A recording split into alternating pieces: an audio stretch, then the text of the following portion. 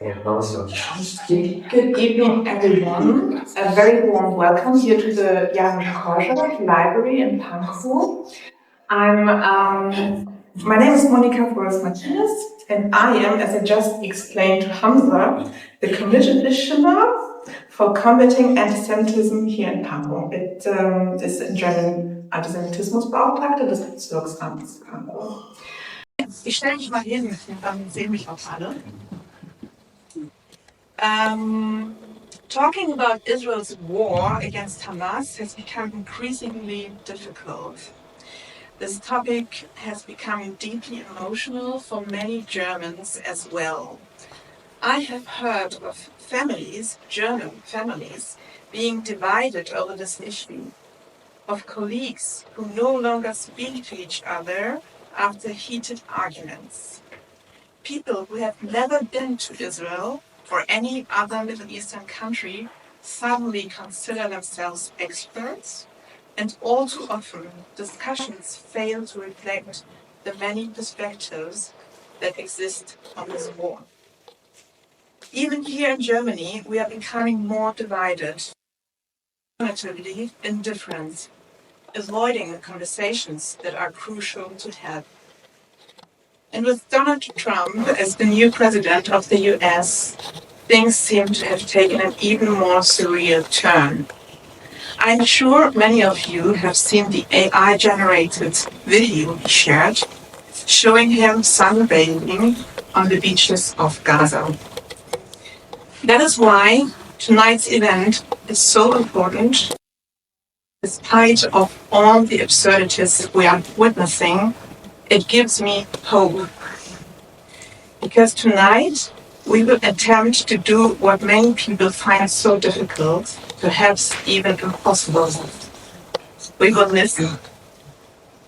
We will listen to people who come from the region, and even more remarkably, we will listen to people who are often labeled as enemies.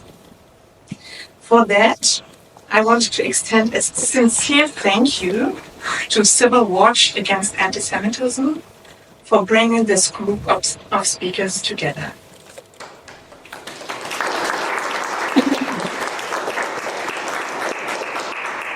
Shay, Dashevsky, and Hagar from Israel, and Hamza Howidy from Gaza. Thank you for being here in Pankow with us tonight. Thank you for your courage, for showing your faces, and for using your voices. Okay, let me now introduce our speakers. I will sit down for that. I hope you will still call me or me. Shay Dashevsky. His parents immigrated from the Soviet Union to Israel. He grew up on the outskirts of Tel Aviv. And after studying cinema at university, he moved to Jaffa, a part of Tel Aviv with a large Arab population. In 2017, he moved to Berlin, and here he works in catering and gives cooking classes. Something that I really, really need. Since October 7, everything has changed for him. That's what he told me before. And I will continue with Hagar. Hagar has been living in Berlin since 2016 and works in the IT sector. Her grandfather was a survivor of the Warsaw Ghetto and fought against Nazi Germany in the Polish military. He lost his entire family in the Holocaust. In the 1960s, he emigrated from Poland to Israel due to anti-Semitism. Together with his wife, we had met in Poland. And on October 7, Hagar was in Berlin, and since then she's actively involved in the hostage square team here in Berlin. Hamza Howidy, you're born in Gaza City. You're 27 years old, and you studied at Gaza University. And in 2019, you began participating in the We Want to Live protest against the Hamas regime. You've been arrested twice, and you fled to Germany in August 2023, so a few months before October 7. Then I would like to start with my first question, which is, where were you when the events of October 7 unfolded? Shay, would you like to start? Well, on the same day, actually, I had a cooking class on the theme of Israeli cooking class. And I just remember waking up and seeing the videos, and it was very hard to pretend everything's okay while the cooking class happened. And I picked my phone sometimes and looked in between. It was very surreal day because I couldn't show what I really feel. And yeah, that I just was a little bit out, you could say. So I was in Berlin on October 7th. I actually had my mom and sister visiting me. My sister woke me up and with a terrible look on her face.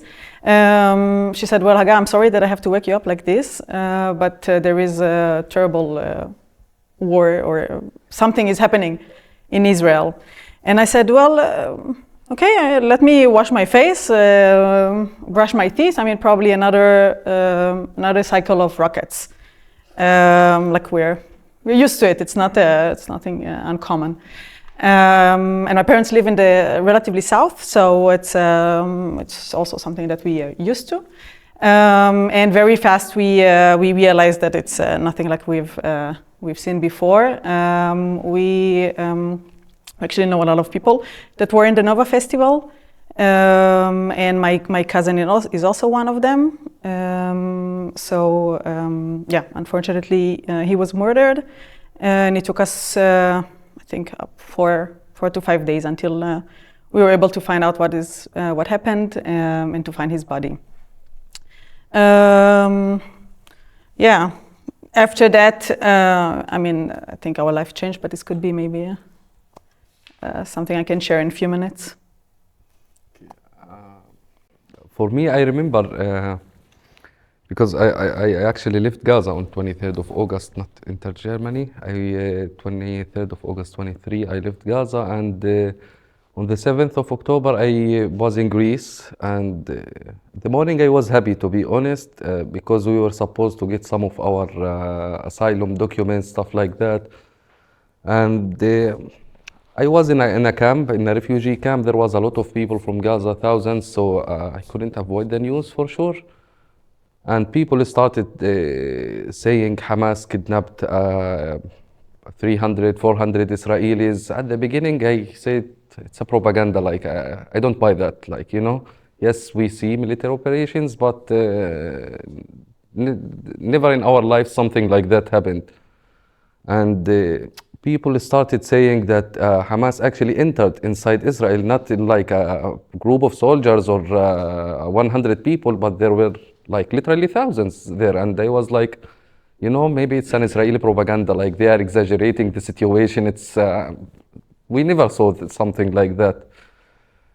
But a few hours later, when I started talking to the people in Gaza, I knew that it was actually true. And thousands of people entered Israel. Some people kidnapped, some people looted, some people did whatever they did.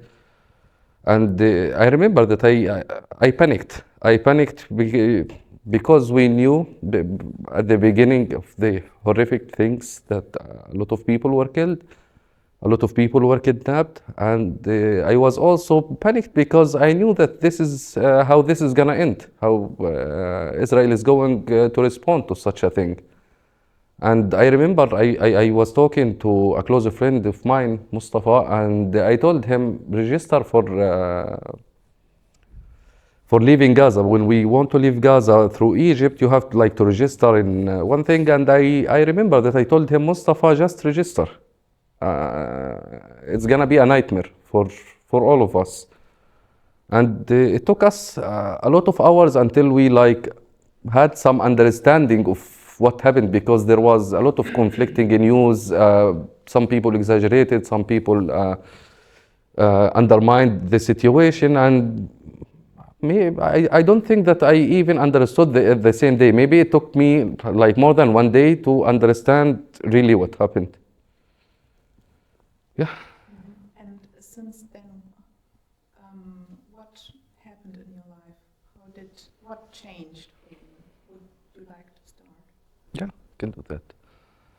For me, the turning point about October the 7th, when I left Gaza and I came to Europe, I came with the intention and the belief that I don't have anything to do with Palestine and Israel. If they nuked each other, it's not my business. Because I was tired of it, and I said to myself, I'm still a young guy, I want to find a future for myself. It's a long-term conflict. Many people try to solve it. I don't think that I have the magic trick, so it's not my issue. But the turning point for me, and the thing that made me I say to myself, I can't stay quiet, is I remember the scenes where there was hundreds of people of Gaza celebrating what Hamas did.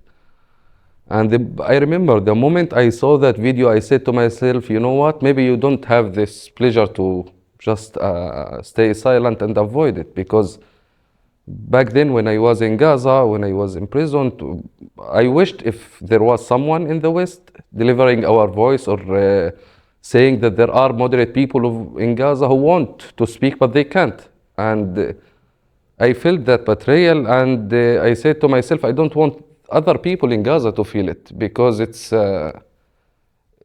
not a good feeling to experience, that you are being harmed, suffering, and no one even talks about you. So I said to myself, maybe it's an obligation for me to deliver the moderate voice, and also to stand with the civilians in Israel who got killed, or those who got kidnapped, because yes, we have a conflict with Israel. I have a lot of criticism for the Israeli government, even for the army, for the settlers, but I'm a human being who can say yes to killing, torturing, kidnapping civilians.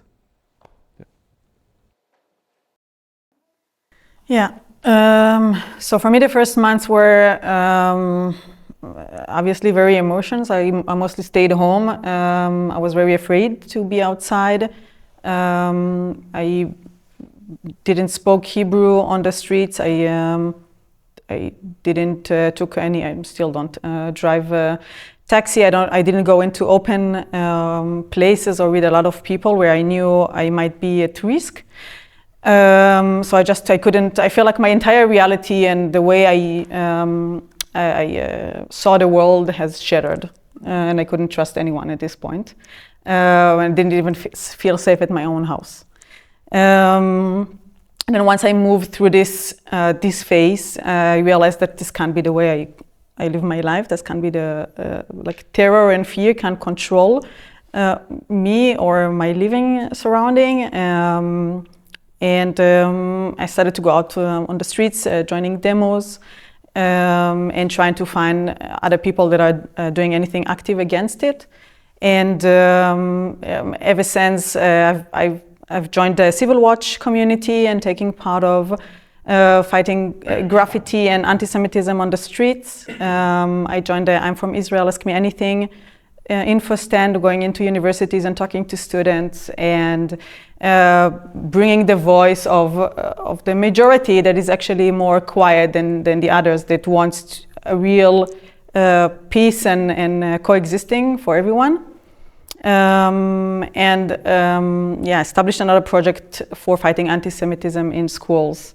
So going through the entire scale from grief and fear into action, and I believe in making the change and showing by being the example, and that's what I'm trying to do ever since. Yeah, for me, I would say it's a little bit of combination. I was not at all active before.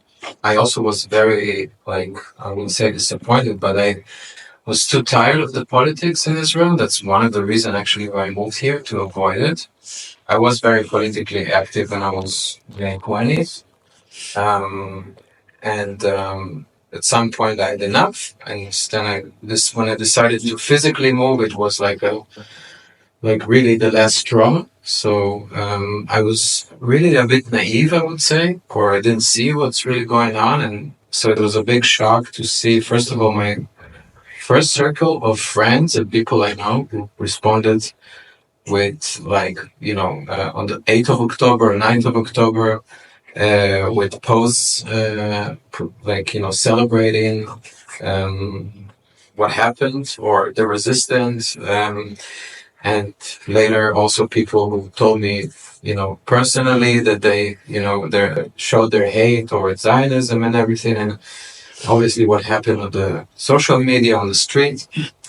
And I think I felt also the need to speak out because I still feel, I actually feel it even more, that if it continues this way and we're not speaking against the extremism, it's going to be very bad. So that's why I thought I should do something like the infostat that we do in universities to actually confront it and not just, sit online and write something, but really try to get to people, even if they don't think like you or they come with anger, but still stand there and show that, first of all, who we are and that we want peace, and to help other people to also have the courage to do that.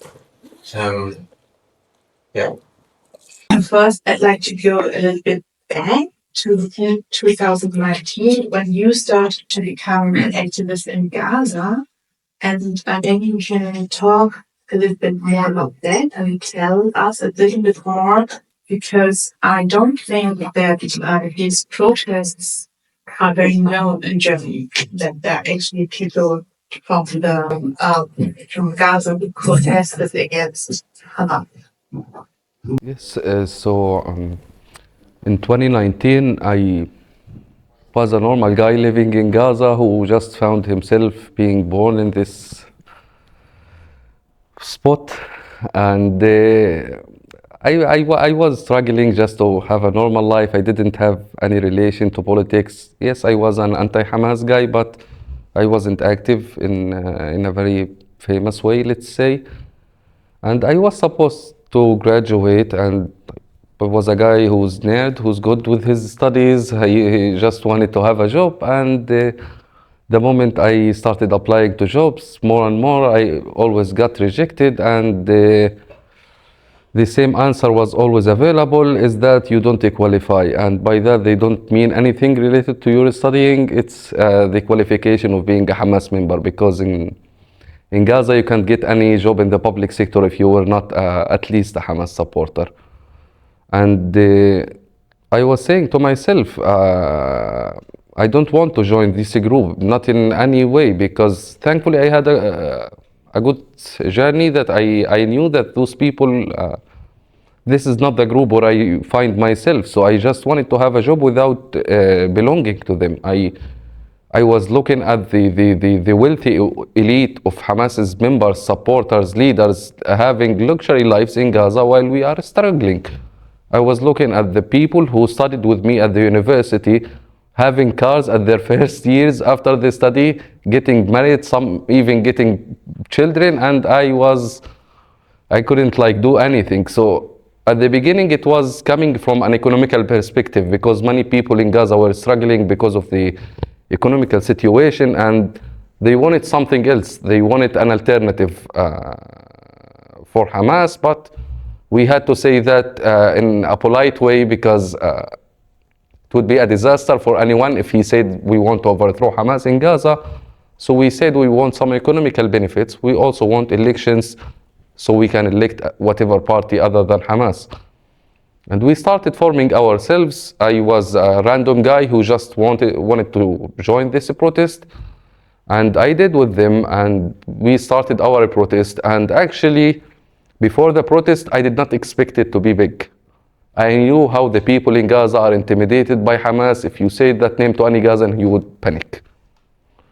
So I said maybe it would be like a few thousands, but I'm not going to lose anything by participating. Let's do that. And I don't know if it was a good decision or not a good decision, but we chose to start from Jabalia, northern Gaza, which is like we are going to Hamas's spot. And a few minutes, maybe 20 minutes or 30 minutes after the protest started, I was shocked.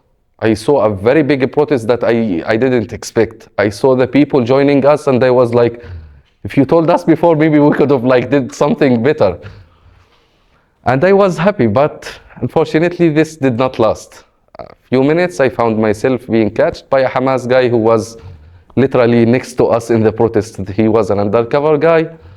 And a few minutes, Hamas's police cars came to the street. I still remember the scene. They closed the street from both sides, and their militias went from the police cars with the batons, beating whatever they can see in the street, arresting as much as they could. It doesn't matter if you were a child, a woman, an elderly guy, whatever, they will arrest you. Not only that, they will beat you in the street. And we were beaten, we were taken to Hamas's prisons with the crime of literally saying we want to live. That was the story of 2019. And you were arrested, you were in prison. Yeah. Yes. What happened? Yes, How did you get out? How long were you in prison? At the beginning, before going to the What happened? yes, How did you get out? How long were you in prison? at the beginning, before going to the prison, they started beating us because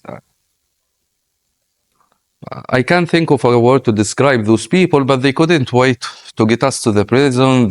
So they can start beating us. The beating started in the police car itself. I remember I was beaten in the police car, and they took us to the Jabalia police station. And I remember I was there with two friends from Gaza, Muhammad and another Christian guy in Gaza. And I remember that the Christian guy went to the interrogation room before me. There is a pre-interrogation for Hamas, and then there is another type of interrogation. He went to the pre one, and they asked him, what were you doing in the street? Because at the beginning, he lied and he said, I was just walking in the street. Then he said that I want better conditions. We don't want to overthrow you. You can stay with us, but we want something good. And I remember I could have heard the answer from the next room. They literally told him, if you want a better life, leave Gaza. That was their answer. For me, I didn't have such a soft interrogation at the beginning, and they started torturing us from the beginning. Thankfully, at the beginning, I was in a cell shared with other people because they arrested, I remember, something between 3,000 to 4,000 people in a tiny place. Gaza is 300 kilometers, so it was something they couldn't control. So we were a big group in the cell. And they started torturing us from day one. And this was literally their daily routine. Like it wasn't something abnormal for them. It was actually the normal thing to start from 8 a.m. beating us. And maybe if they got tired from beating us, they would shackle us on one leg for 6 hours and forget about you. And I remember that I was just telling Nicholas today that at a moment when I was in prison, I told them, you know what? Because they accused me at the beginning of working with Israel. They accused me of working with Emirates. A lot of bullshit. They took my phone, my laptop, they inspected everything. Nothing was there. And I remember I told the Hamas guy, give me a blank paper. I will sign it. You write whatever you want. If it's not enough for you, you can film a video. I will say whatever you want. Just stop beating me, because at the moment we thought in the cell, because that was after 2 weeks, I said to myself, we know Hamas is a prison. So you don't have any, it's not a German prison. You don't have any family visit. You don't have a lawyer, court, whatever. It's just you are being tortured until they get bored. So I said to myself, maybe we are going to be forgotten. Maybe I would never make it, because I didn't have any idea how they are going to release us. They would never show any good sign. They would not release us out of the blue. So I said, maybe I'm gonna stay for long. So you know what? I will say whatever you want, film it in a video, just to stop beating us. That also didn't work for them, because they were literally taking it for fun. Because, and I remember that one sort of their torture was to draw a bicycle on the wall. And at the beginning, he would tell you to go and ride this bicycle. As a normal human being, you would say, how? And this is not the answer to say. you started with how, they would start beating you. After that, I remember that I was naive enough after I was beaten for this first and second time. I said to myself, you know what? Maybe he wants me to act as if I'm riding the bicycle. So I went to the wall. And that also did not work for them. And I stayed there thankfully, for 3 weeks until my family managed to find a guy to bribe.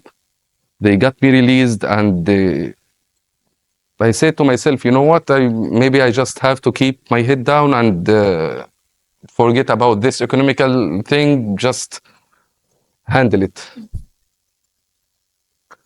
Yeah, that was the story of 2019 for me. I stayed quiet for a lot of years. I didn't want to remember what happened at the beginning time, so I was quiet until in 2023. I couldn't also handle it anymore. I became more angry at Hamas, and in 2023 I became realized the conflict more. I realized our relation and our conflict disputes with Israel. So I became a rational guy when it comes to Palestine and Israel politics, and I decided to tell the people that we have to form another protest, because no one in Gaza could have afforded what Hamas was doing, whether you are talking economically and internally with torturing and beating people. So we formed the protest in 2023, and that was a few months before the war. That was in June, early June. And we were also big. We protested, we succeeded for a few hours, but later they got us arrested. And unfortunately, I was arrested for the second time. And the second time, it was nothing related to the first one. It was something, as I also told Nicholas today, that something that I don't wish for anyone, not even for Hamas's people. It's nothing to be described, to be honest. There is nothing to be described about it at the level of inhumanity that they can do, not to foreigners or anyone, but for their own people. You know, we are supposed to be their own people. But that did not stop them. And I stayed there for 2 weeks, something like that, until thankfully my family found the guy to bribe again, and I got released. And after that, I immediately left the strip. And you thought your wish was to leave it all behind you and never to be an activist again, and to concentrate and focus on something else in your life?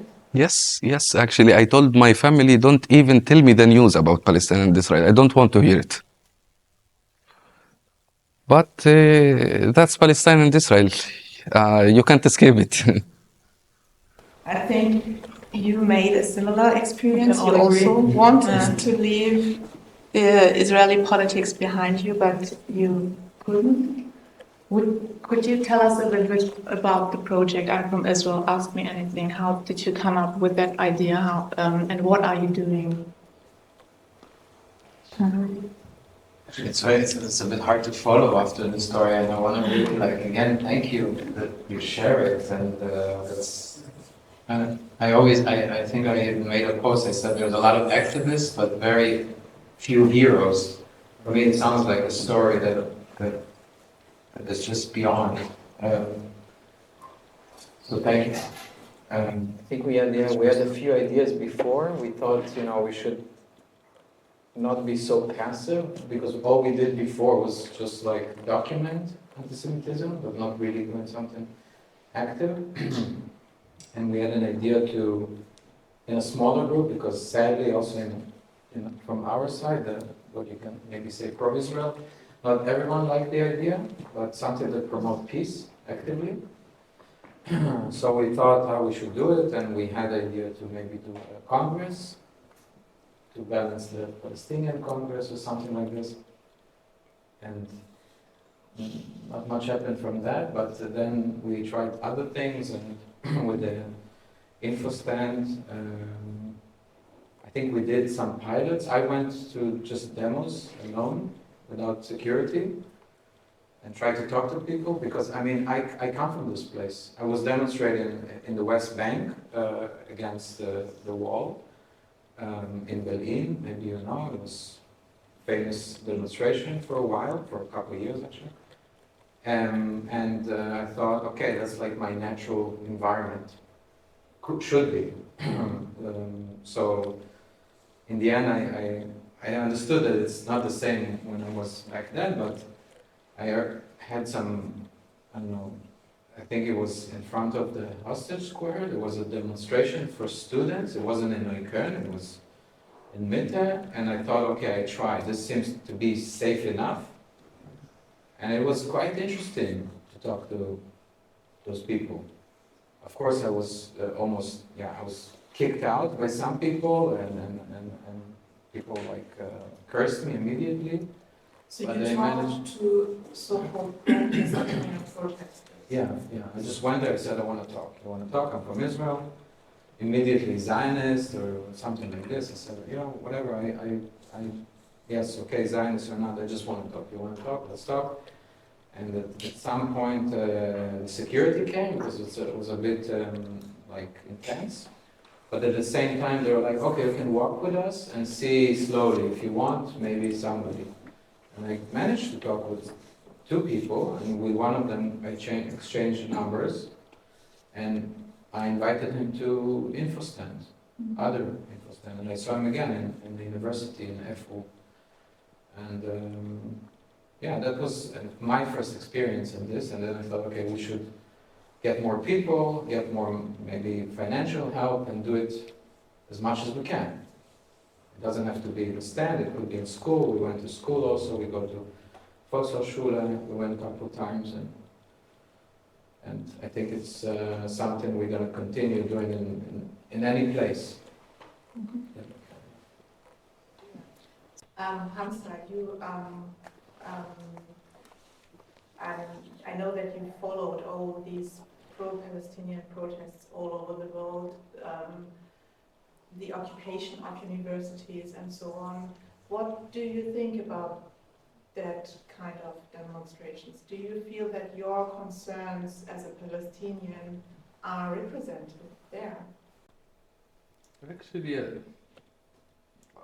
I don't like to generalize, it's not good to generalize because I'm not aware of all the protests, and there was some fine protests, but the dominant, let's say, rhetoric among these protests, I don't even prefer to name it pro-Palestine. I think it's better to name it pro-Hamas because it's about anything but Palestine. I don't know, I'm trying to think of good words to describe it, to be harmed by a group of people, not once, but twice, and not only you, but your family, your friends, your entire society was harmed by this group. Everyone I know in Gaza was harmed by Hamas. And then you say to yourself, let's just leave this country. You risk your life. You take an immigration boat from Turkey to Greece just to escape this group.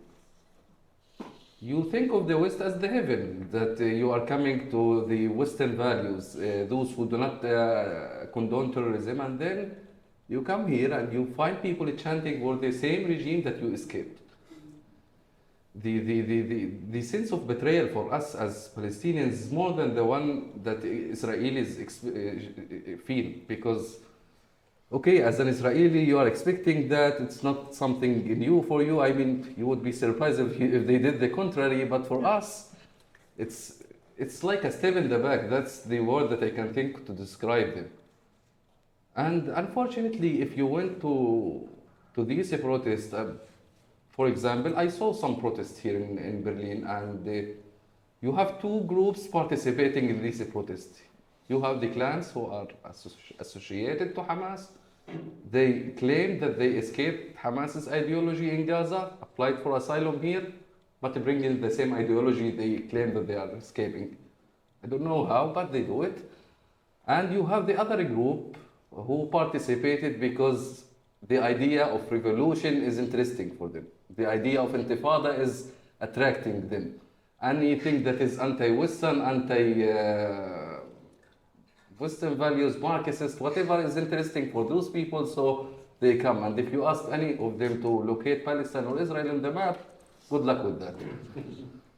And the thing about those people, not only that, is that I, as a Palestinian, I have a cause, a Palestinian cause. I have a conflict with Israel, and I want to show the people, that the entire world, that we are a good people, a moderate people who have a dispute with another group of people.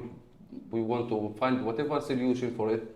But you see these people misrepresenting you. They are telling the entire world that the Palestinian crowd is for terrorism, for anti-Semitic slogans, for everything that you don't accept. So they misrepresent us. They portray us for the entire world as a terrorist or as a terrorist supporters, and they literally like erase the entire work that we do. We are working in one direction. I personally putting my entire energy for this direction, and you find these people working in the exact opposite direction. I think that's actually the connection to our project, and also we started in the pro-Israel, for the release of the hostages, but very quickly we realized that when you go with the flag, it marks you as against the other side, even if that's not the case. And that was the entire purpose behind the I'm from Israel, ask me anything. Like we can actually talk to the people, they can ask us, they can meet us as Israelis because this is who we are, and we stand by it, but it doesn't mean that we are against the Palestinian people, we are against, or we want to harm the people in Gaza, and that we can be against our government, but still to want to have a country and to want the Palestinians have a real country. So this is kind of where it's all connecting to each other, you know, understanding that when you stand in a demo, you have a really loud voice that could sound that you are against the other side, and the purpose is to stand together and to promote a real a peace solution. I am often confronted with that phrase that here in Germany, once you criticize the Israeli government, you are quickly an anti-Semite. What do you think about that? Where is for you the line between anti-Semitism and a critique on the government that is completely legitimate?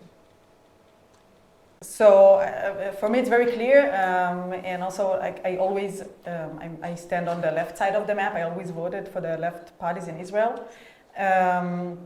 and for me, when you criticize the law that they're trying to pass. You criticize the people that sits in the government, what they speak, what they do, and what is their policy.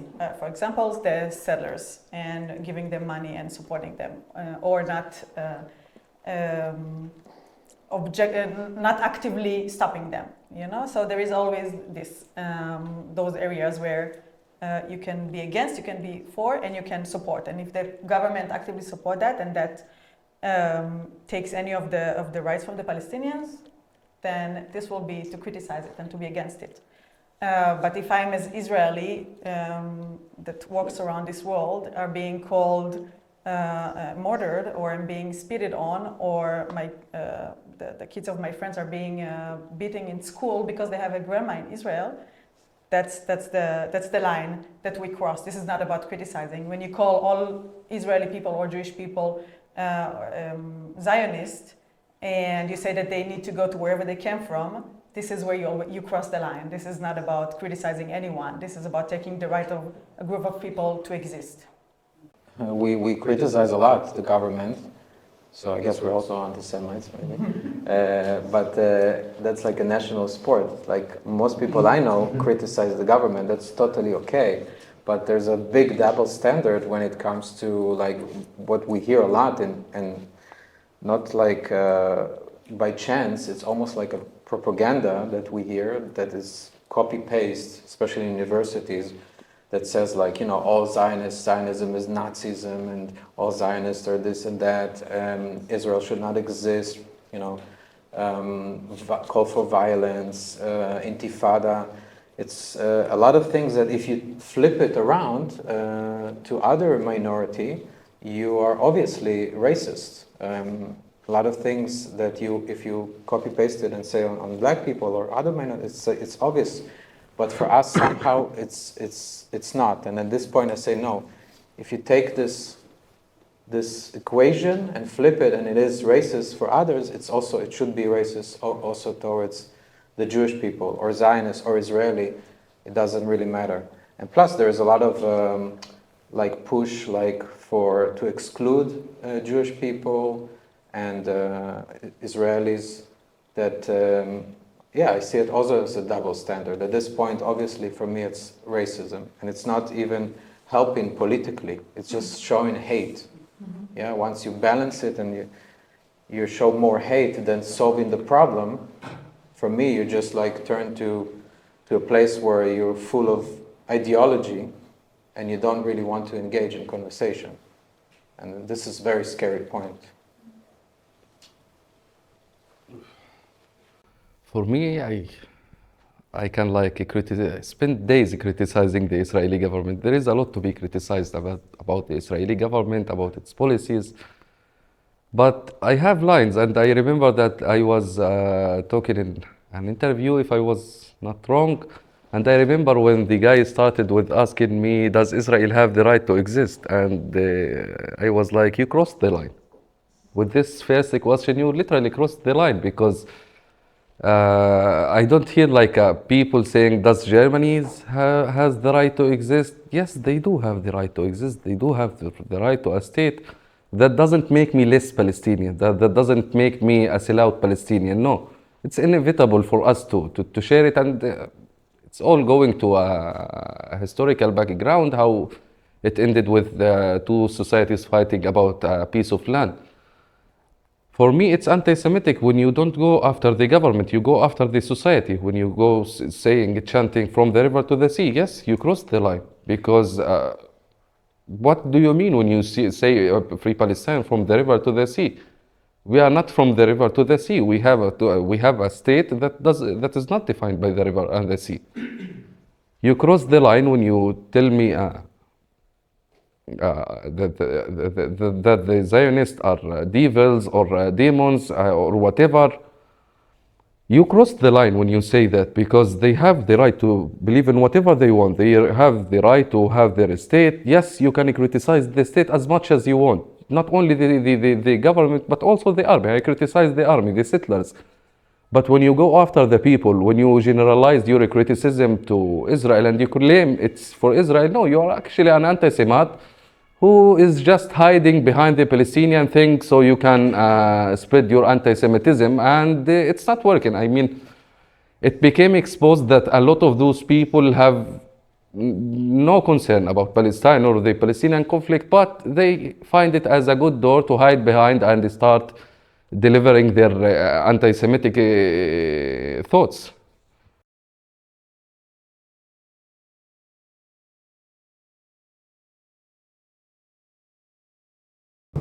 To both the activists from Civil Watch. Sorry, I didn't catch both your names. I would like just to hear a little bit more about your I'm from Israel, Ask Me Anything activities. Just maybe can you tell me maybe some examples of what were the best and worst experiences you've had with people coming up to you, and how successful would you say this form of action has been so far? Thank you. Yeah, it will be very short answer, because we did a lot of stands. Luckily, by now we were, I think, in almost any major university in Berlin. TU, FU, AU, Charité, Potsdam, and UDK. And I would say, and that's why I continue to do this, that in the end, the majority are respectful. Maybe they don't disagree, but they're respectful. And I come out with a good feeling, because I feel like there's always a place for discussion. But sadly, I think in every place we've been, maybe not today, but any university, we had very extreme voices.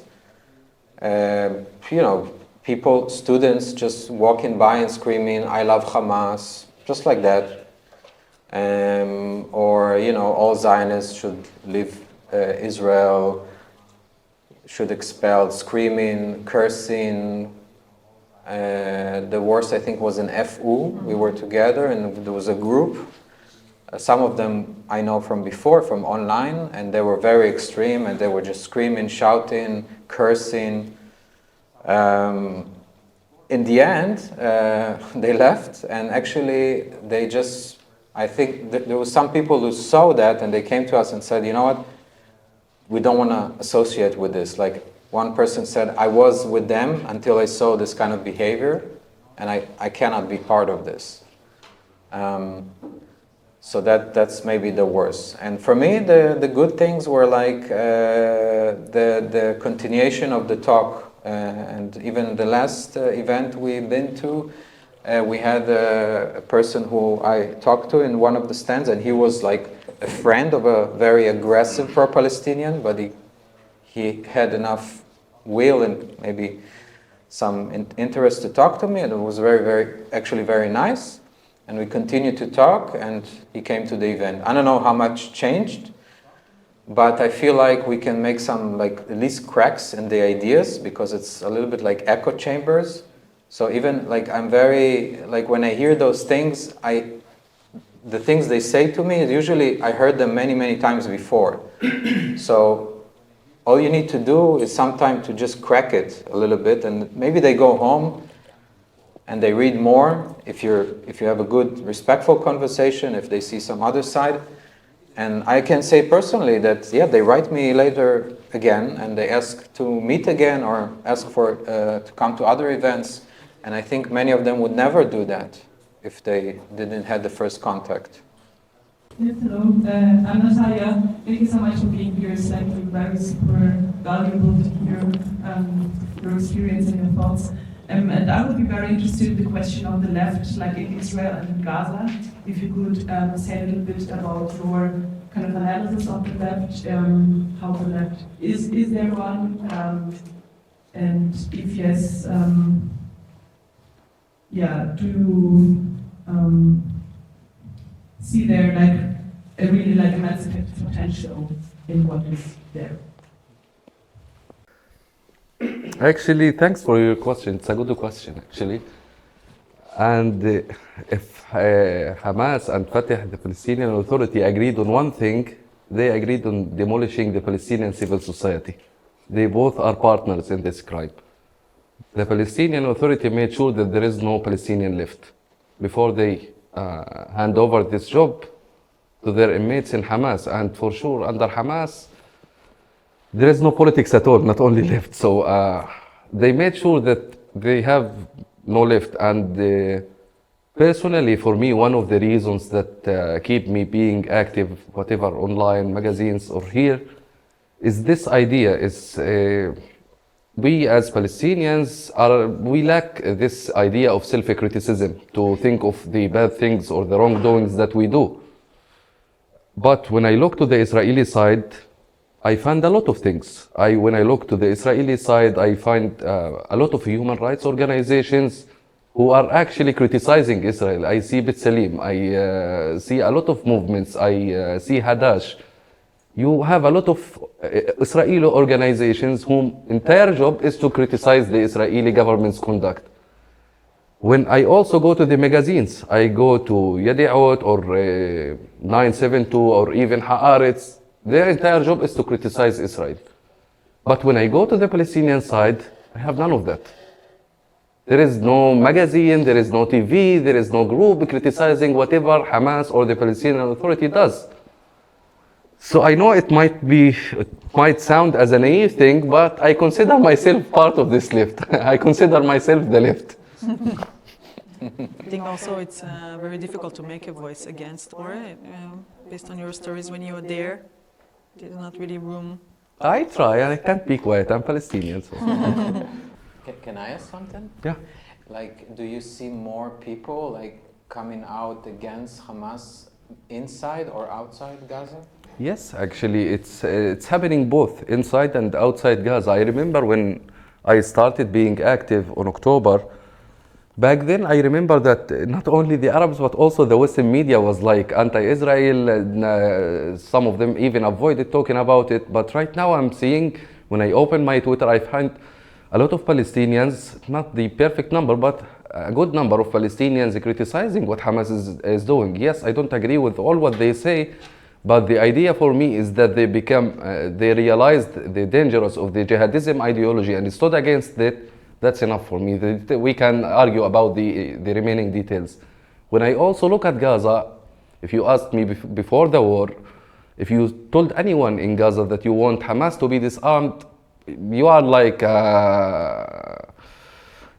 you shouldn't try that before the war. It was a scary idea for us to even share it between each other. But right now, when I talk to the people in Gaza, I see the people that I know that they were pro-Hamas people. They are now became anti-Hamas people. Yes, the reasons for that differ, but the important thing is to invest in that, not to look for why they hate Hamas. We have to invest on those people who became anti-Hamas. Even when I look to the polls on the internet, the polls even published by the Palestinian survey institutions, it all says that Hamas does not have even 30% support right now in Gaza. Even when the IDF confiscated some documents from Hamas's stronghold, it also said the same, that Yahya Sinwar manipulated these polls to portray that he has a majority in Gaza. Also, I received some messages online from people in Gaza, and I showed Nicholas today one of these messages from the people of Gaza who tell me, Hamza, don't stop. You have the opportunity. You can do it, so please don't stop. Continue talking about us until we maybe have the opportunity to also say it out loud and start speaking publicly about Hamas. Yeah, I think on the Israeli side, it's you only need to look to see the amount of people that are on the streets. Even before October, for the past 2 years and a bit before, we went through 5 elections because we are 50% of the population is divided, is very left, and at the end it's democracy. You need to have a majority to build a government, and we are in demonstrations ever since. Some are even blaming in Israel the left side for causing October 7th because the government was so occupied internally.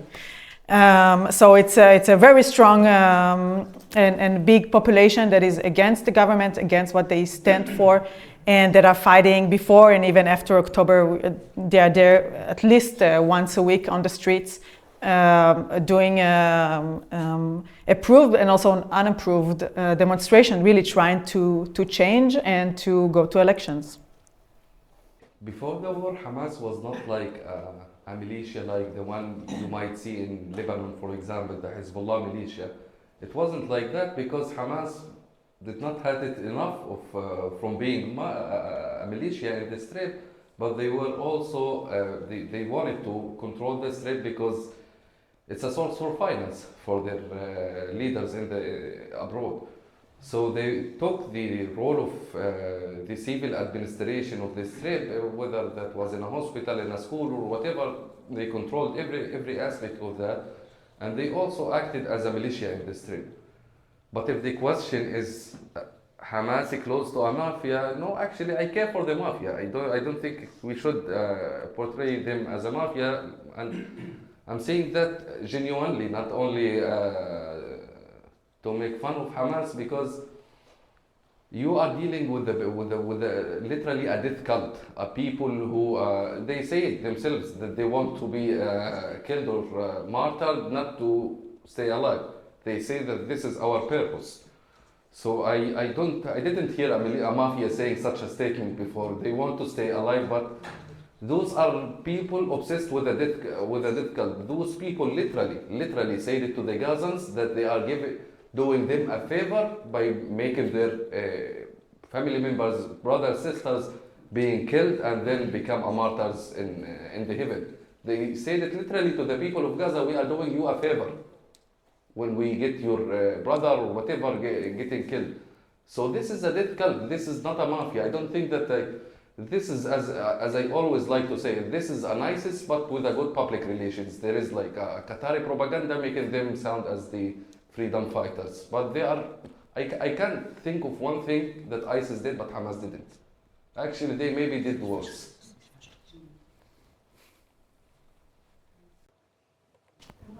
Yeah. I'm not sure how much you follow the German media, but I wonder what you think about how the whole conflict is covered in newspaper in Germany.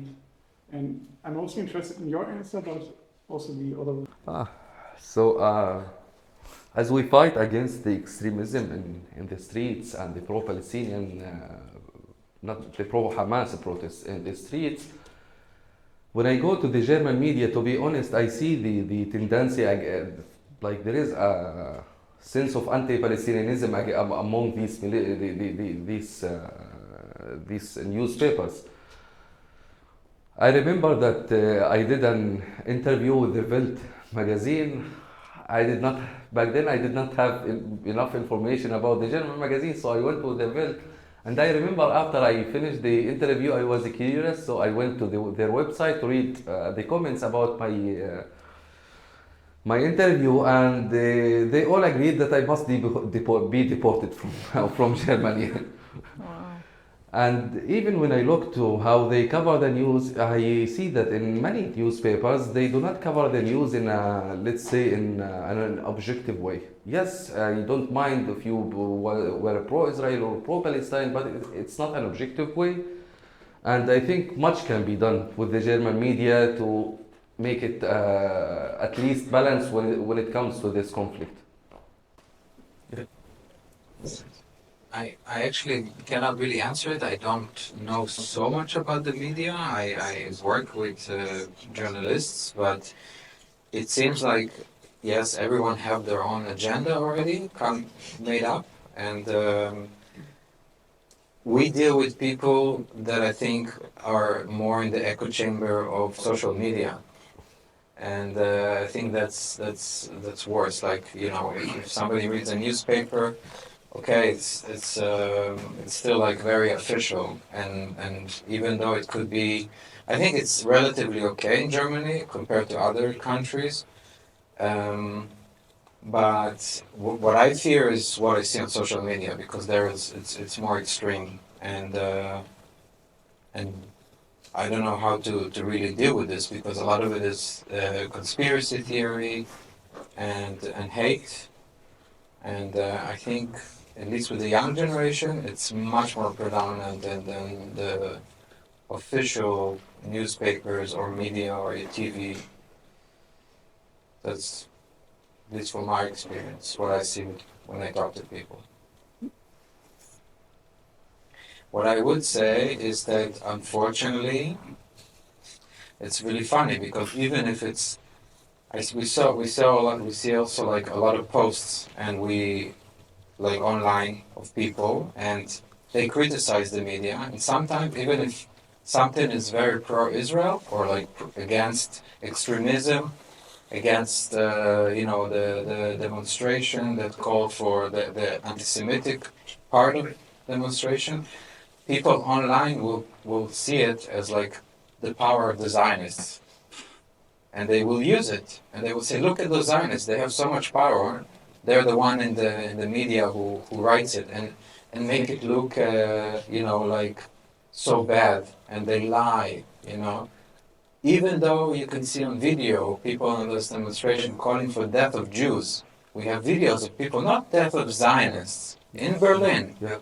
The same person, we know the name, and he called many times, and other people, they say there's a slogan in Arabic, it's in Arabic, give your guns to Hamas or kill a Jew with this, So, like, even this, if somebody reports it, some other person will say, oh, look at those Zionists. They will never distance themselves from this. They will just say, oh, look at the other side, how they manipulate everything.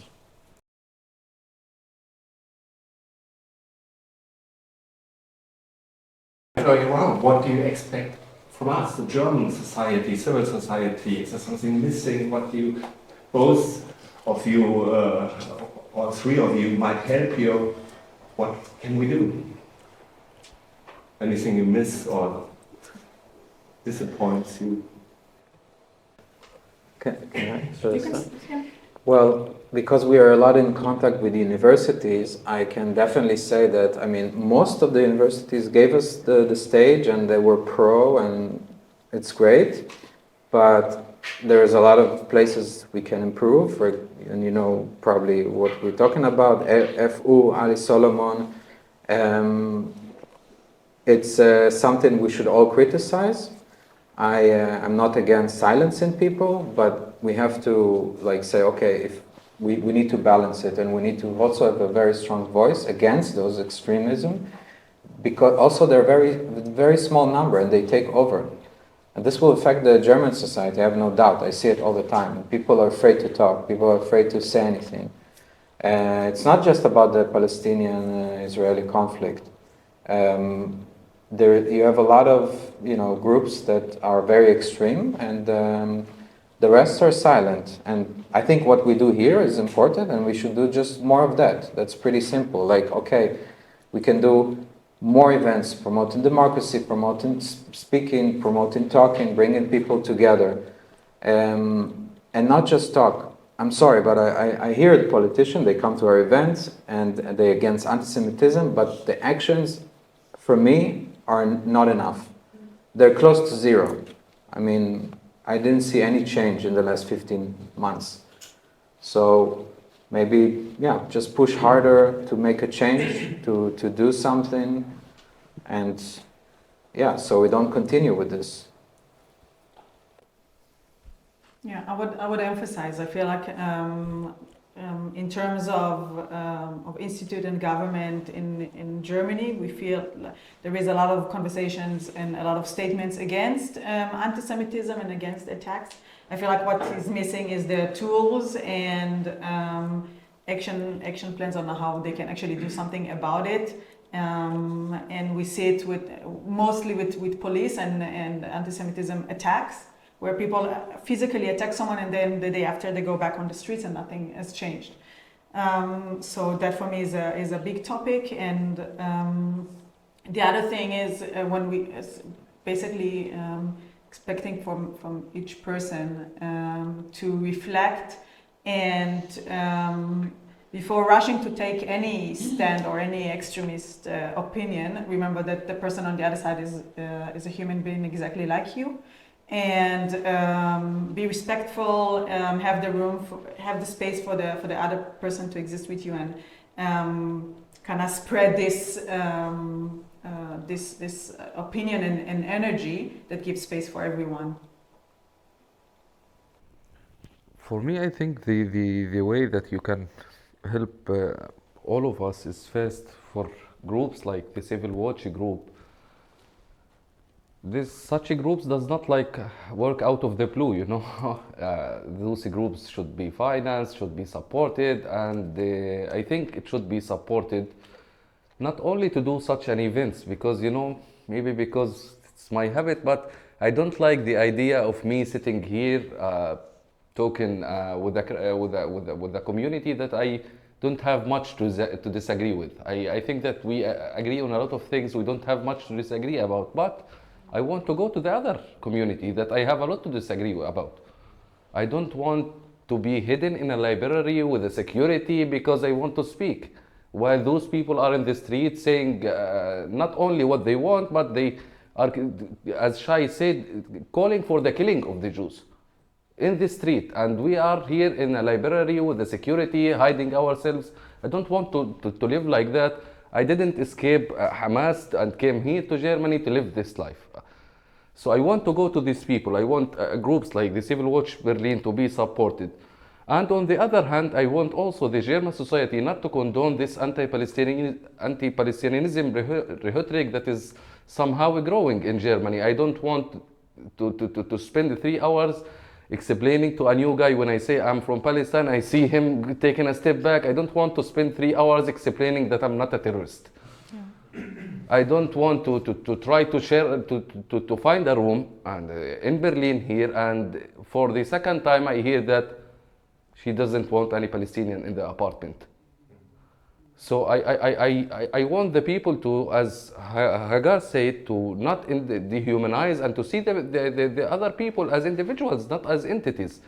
That applies for the Palestinians and also for the Israelis and the Jews. And actually, this is how the Nazism and this rhetoric started, by dehumanizing the Jews, by seeing them as lower class people or seeing them less human beings. That's how it started. You dehumanize them, you opened a back door for their suffering, and then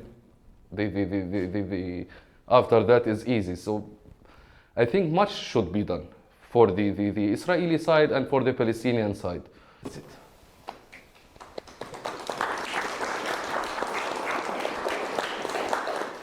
There was another question to you, I think, about the, when I sum it up correctly, how, it's also something that I'm asking myself.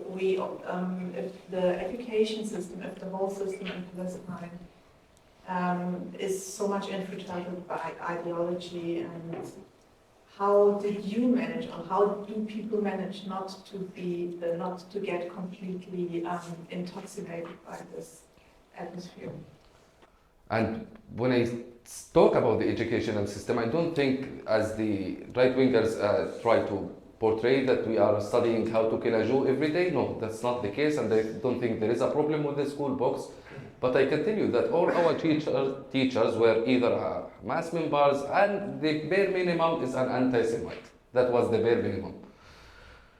And that's what makes me not justify, but at least understand when someone from Gaza comes and become anti-Semite, because I say to myself, this guy has been filled with the propaganda for over than 20, 30 years, so what do I expect him to become a beastnik? I would be surprised, actually. But for me, I don't know, maybe it was my family that first pushed against such a thing, against Islamism, against such groups, and maybe it was like an individual journey that I took. It was a long, detailed journey that I can say it in another time, but it was an individual one. And the horrifying thing, to also give you another way to look at it about those teachers, there is something archived online for the UN archive about the conversations between those teachers and their students groups on Telegram when October the 7th happened. You can open it, you can see what they said to their students. And the thing that kills me is that I think, fuck this teacher, I don't care about him, but I care about the younger generation who's being fed up when he hears his teacher saying, jihad, kill the Jews, we are liberating Palestine or whatever, and I see him indoctrinating a young child, a 10 years old or an 8 years child. That kills me. And as I said, it's a problem with every teacher in Gaza, because when Hamas took over the power, after a few years, they made sure that they replaced every teacher in Gaza with a teacher that qualifies for them. Yeah, I think we still have time for one or two questions. Hi, in terms of maybe finding a solution for the future or moving forward. No, I'm not asking for a solution. I'm just wanting to hear your take on, do you think the UN is kind of also complicit in keeping this conflict alive in terms of UNRWA, or how special rapporteurs like Francesca Albanese are maybe representing the Palestinian people? In terms Shay of, knows if my you would answer. even call them borderline anti-Semitic, if you compare how much like Israel was like criticized by the UN compared to maybe Syria, Afghanistan, what Afghanistan and Syria are holding for special chairs. How do you think the UN is kind of like holding this conflict alive in a way? Because this is sometimes the impression that I get. Also in terms of northern Israel, when they didn't do anything about how Hezbollah was like crossing I think the river was the line or something, and they didn't do anything for over a year, and northern Israel had to be evacuated. Do you think they're somewhat complicit? That was a big question. Loaded. Yeah, I mean, there is many things to answer. At the beginning of, just to get this topic away for a moment, is UNRWA. You have a very much rhetoric about this organization. A lot of people are demonizing it. A lot of people are supporting it. And the only answer that I know about UNRWA right now is that no matter what we should do with this UNRWA, it's not now. The war is still continuing. That's how we feel, at least. And I don't see how that helps during the war. There is an entire society dependent on that organization, and if we close such an organization without providing an alternative, we are literally like, I don't know, signing a death note for the people who are waiting for this government. Now done with the UNRWA, going back to the UN, actually my personal opinion, I think that such an organization is good for money laundering. If I had a lot of money, I would do such an organization. And I can't think of any conflict that they did any serious role. Forget about the Palestinian-Israeli one. Think of Sudan, think of Libya, think of Egypt. They did literally nothing. And you have countless employees in multiple countries, diplomats, living on those things. One of the things that kept the Palestinian-Israeli conflict alive and being hard to solve is the refugee problem. There are hundreds of thousands of refugees in Syria and Lebanon from Palestine. There was also some in Jordan. Jordan was smart enough to give those people citizenship, and you became a Jordan citizen, integrate with the society, and that's it. But for Lebanon and Syria, they have a bad economical situation, and the good way out of it is to keep those people refugees so the United Nations can pay monthly for those refugees. Even the refugees in Syria, from 1948, they have no documents in Syria. So they are benefiting. Yes, they are 100% benefiting from this conflict, and they want to make sure that it continues, so their salaries continue. And this is not only limited to Palestine and Israel. This extends to any other conflict. It's literally a money laundering organization that does not do one good thing. It's all recommendations. We condemn, we do not condemn, and you never know. And going to my favorite person, Francesca Albanese, actually, I think that what Francesca is also doing is also benefiting from this conflict. And she does this human rights lawyer that cares about the people, the injustices, and everything. And for some time, I believed in that, to be honest. I said to myself, yes, she has to criticize Israel and stuff like that.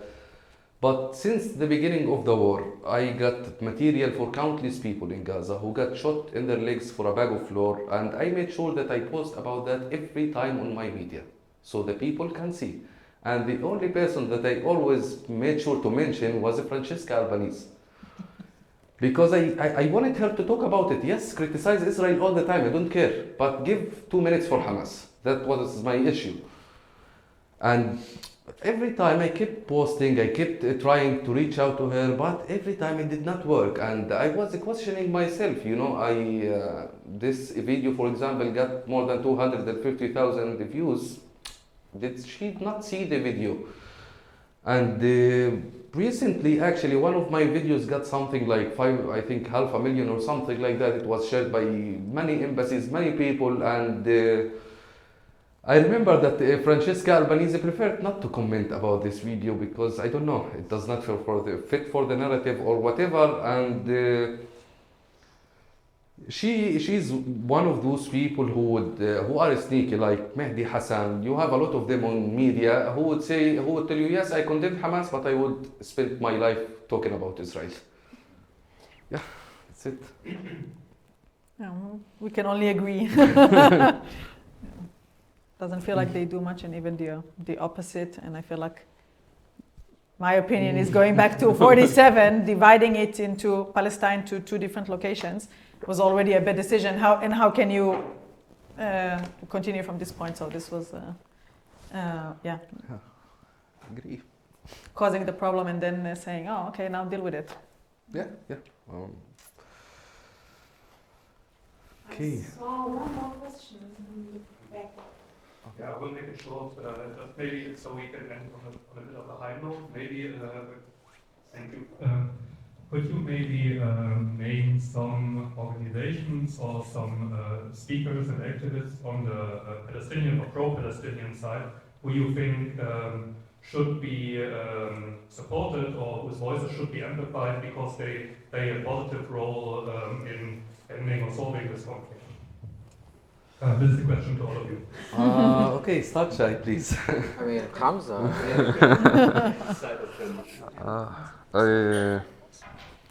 Actually, I tend to be cautious before answering such a thing because once I give you an answer, I endorse whatever he says. And I don't want to do that. But I can recommend some people and you choose yourself. You see whatever they post, whatever they talk about, and you choose that. And one of them is Ahmad Fuad al-Khatib. He is quite known on social media. Another friend of mine is Ihab Hassan. He's from the West Bank. He's also a good voice. A third guy maybe could be Hamza Awauda. I don't endorse all what he says, but you can listen to him. Yeah, those are the three people that most of the time I see what they post and I like what they post.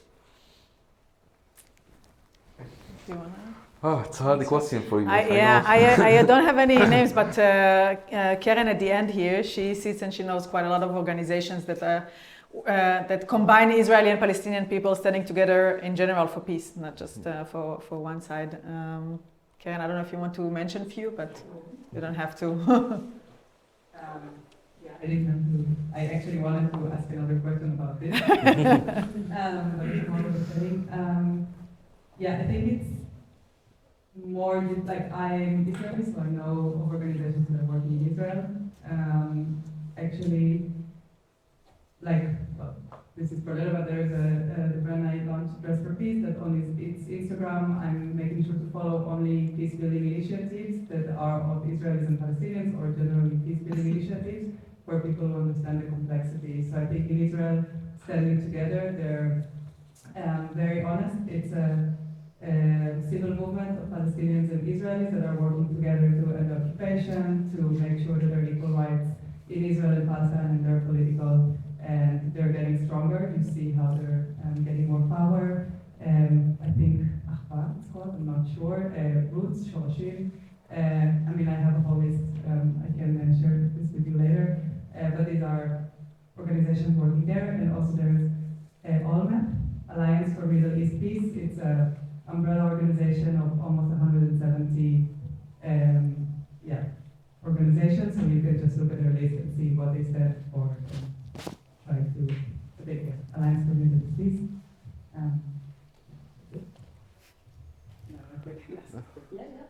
And also thank you so much for sharing your experiences.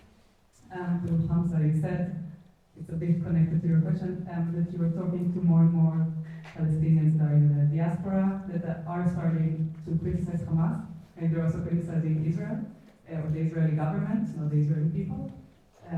It's a good thing to differentiate. How can we maybe help these people to sound their voice, maybe not with their faces, but how can we amplify these voices to try to speak for other people, to explain the complexity that you can be both things, or how to, you posted that people care about Palestinian lives when it's about Israel and Palestine, but not when Israel is not involved. How can we amplify these voices and help them be heard, maybe? Also a hard question. Okay. First, I actually agree with you about the standing together movement, and I also recommend it. And going back to how to help those people, I mean, one of the problems that we always struggle with is that people don't like to hear us that much, especially when you are talking about the media.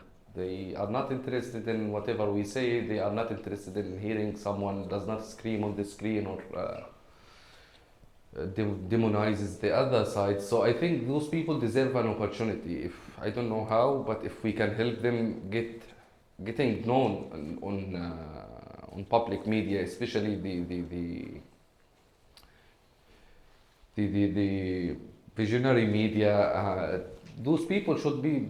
This is a way to amplify those voices, because when you get those people to the media, you make sure that it's not only a small group who are listening, but a very big group that is listening by them. And another thing is not to attack those people when we disagree with them. One of the things that I don't like about some from the pro-Israeli community is that they would listen to you when you criticize Hamas. They would love you. They would give you everything. The moment you start criticize the Israeli government, I become the Nazi, the Hamsawi, practicing taqiyya. I have a long list of crimes. So, and I even strategically thinking of that, like, if you want an ally, this is not the way to treat him. And if you disagree with him, okay, you can disagree with him in a polite way and say whatever you want, but not to start attacking and going after this guy, because even if it wasn't for him, for the people coming after, I would look and say, you know what, look at how they literally say that to me. Look how they are talking to you once you started criticizing the Israeli government. They think they have the right, because once I started, people didn't like whatever I say. And you don't have to agree with me, but at least don't attack me.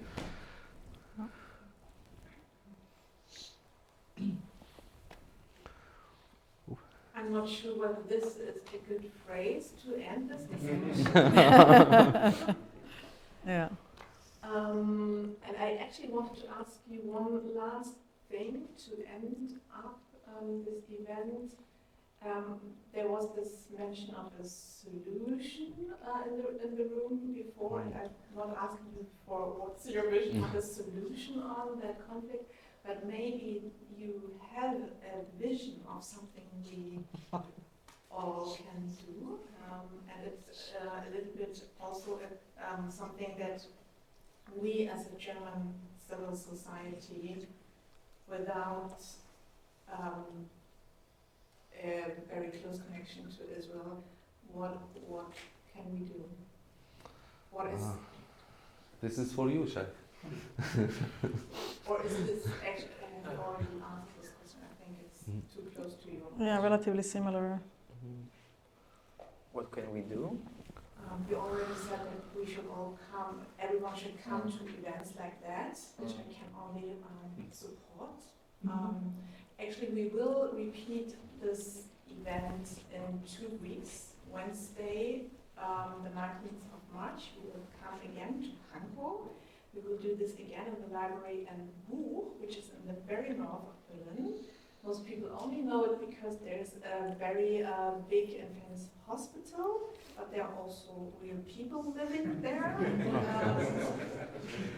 Actually, a very diverse population living there who always complain about the S-Bahn not working and many other things. And I'm thrilled that you will come to this spot, which is more on the periphery of Berlin. And we are planning to have a live stream then, and I recommend you to stay tuned.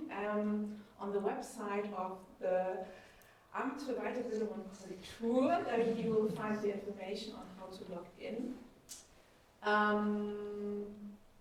And I think I forgot to thank Tobias Weiss from the Janusz-Korczak-Library.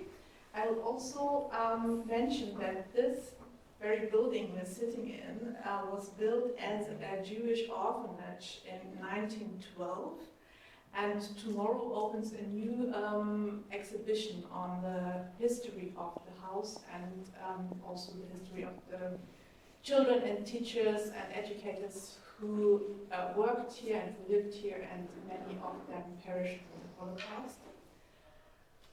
If there is nothing anyone has to add, no take-home message. Do you have a take-home message for? Maybe that's it. Not take home, but what I wish is that, as Hamza said, that we won't be like, maybe not soon, but next year or a couple of years, we won't be locked in a room with security. This will be the normal. I always say this should be the normal, should be advocated to have dialogue, and it should be the normality. So On a personal level, I think every one of us, and it's not only about the, as I said, the Palestinian and Israel conflict, when you have extreme voices, and sadly we have a lot of them now in many things, I think also things that connect to German politics that are totally far from the conflict. You have fear of really debating, and you have a lot of people who approach it and as happens to Hamza and also to me, you immediately get attacked. And I think it's good to not stay silent when we meet people like this, to say, no, there's another way. We can point to organizations, we can point to people, but just to be vigilant against like extremism on a personal level, and hopefully in the future we'll be stronger. Like this will be the normal. That's all I can wish, because I don't see other way. Yeah, we're not occupying rooms. We're not going by force. We're not forcing ourselves. We ask nicely, but it should be like everywhere. Every institute should, especially institutes that have extreme voices, should be fought with some kind of form of dialogue that I think we almost forgot. And I'm very fearful for the German society and the European society, I would say, but I live here in Berlin, and I don't want this to continue like this. Yeah, so that's what I wish. The idea was to finish on a happy note. On a happy note? No, I envision it. I envision a happy future where this is this normal, and we're not. We can debate without escalate to violence or to call in names or something like this. Yeah? Be tolerant to each other, be respectful, be willing to hear and not just speak, and spread love, not war. This will be my message. Thank you all.